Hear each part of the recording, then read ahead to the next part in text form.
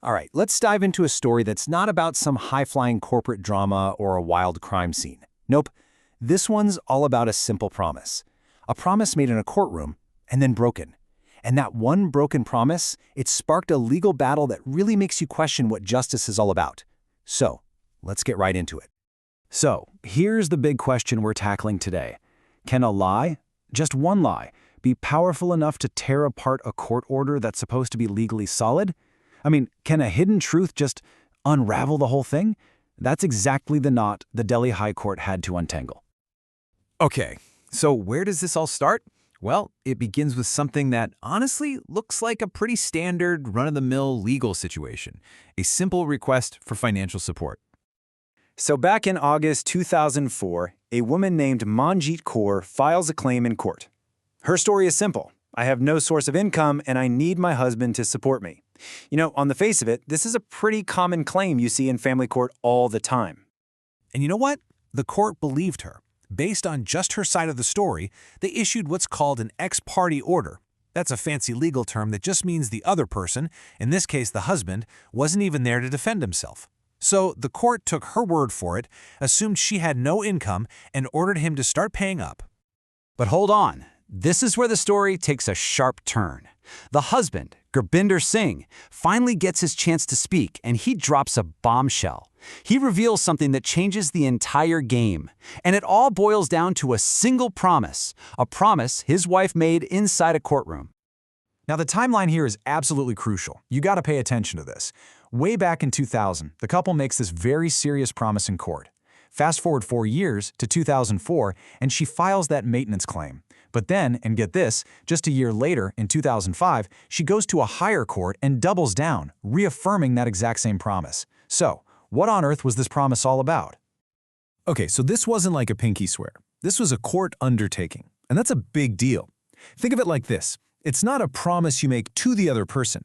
It's a promise you make to the judge, to the court itself. It carries the exact same weight as a court order. So yeah, breaking it, that's playing with fire. And the wording of this promise was super specific. They agreed to not create any cause of action afresh against each other. In plain English, they promised not to sue each other over new issues. So here's the million-dollar question. By filing this brand new claim for money, was she totally ignoring the promise she'd made to the court? Not just once, but twice. Well, once the husband brought this up, the High Court knew it had to start digging. It was pretty obvious that the whole story wasn't on the table. Something was definitely being hidden here. And that led the court to wonder, what was really going on with Manjit Kaur? I mean, if she genuinely needed the money, why all the secrecy? Why make these promises that completely contradict her actions? What was she hiding from that first judge? And then, under questioning from the High Court, the truth just spilled out. Manjit Kaur admitted everything. Turns out she wasn't unemployed at all. Not even close. She was a full-time teacher, with a regular salary, the whole time. She confessed to hiding her job, her income, and of course, that little detail about the legally binding promise she'd made not to sue. So this just set the stage for this incredible legal clash.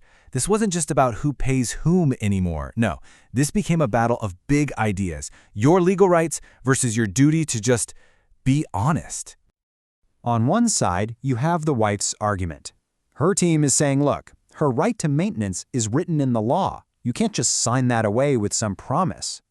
But on the other side, the husband's team fires back, whoa, hold on. This isn't about her right. It's about the way she tried to get it, by lying to the court and breaking a solemn promise. To sort this out, the court brought in a really cool legal idea. It's called the Doctrine of Clean Hands. And it's actually pretty simple. The principle is, if you walk into a courtroom asking for help, you better have clean hands, meaning you have to be honest and act in good faith. You can't show up with your hands dirty from deception and then expect the court to rule in your favor. And then there's the whole issue of contempt of court. Now, most of us think that means, yelling at a judge. But it's more than that.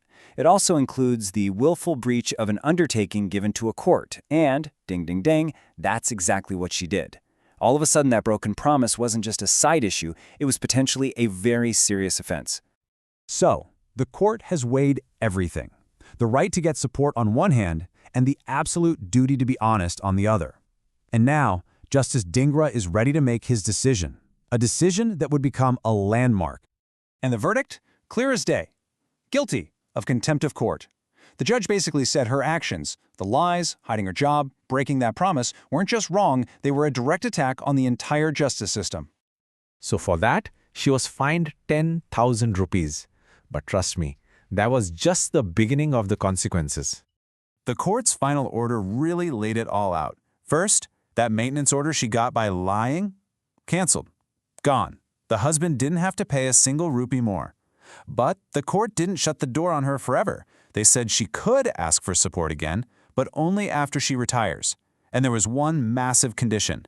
She had to be completely 100% honest about every single penny. So what's the big takeaway from all this? Well, this case was a game changer. It sent a massive signal to anyone who steps into a courtroom. Full disclosure is not a suggestion, it's a requirement. It's a green light for people to fight back against false claims with hard evidence. And more than anything, it hammers home one crucial point.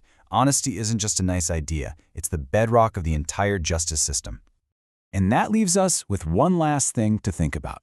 At the end of the day, this case wasn't really about taking away someone's right to support. Not at all. It was about saying that if you're going to exercise a right, you have to do it with clean hands, with honesty. And it really makes you wonder, right? Is honesty just another piece of the puzzle, or is it the key that unlocks the courthouse door in the first place?